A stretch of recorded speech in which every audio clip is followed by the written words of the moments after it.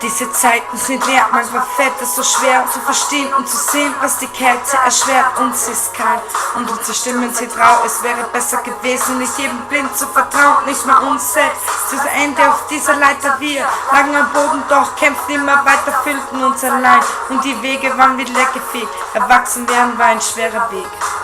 Wie viele Menschen bestanden auf ihre Ehrlichkeit?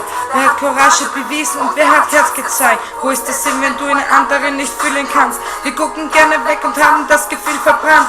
Keine Träume und leben für den Augenblick und fragen uns, ob das Leben immer so traurig ist und ob sich Mutter Natur mal an uns rächen wird.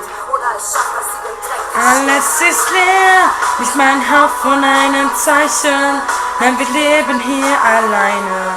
Wir treiben in diesem Sand der Zeit, wir bleiben auf einer Reise, in der wir irgendwann die Zeit verlieren. Jetzt haben wir noch Zeit dafür, kämpfen lieber alleine hier. Wer weiß, wer uns in den oberen Etagen täuscht. Wir wissen nicht, was in den oberen Etagen läuft. Wir sperren Liebe unsere Tiere in ein Käfig ein. Das arme Tier soll also König aller Löwen sein.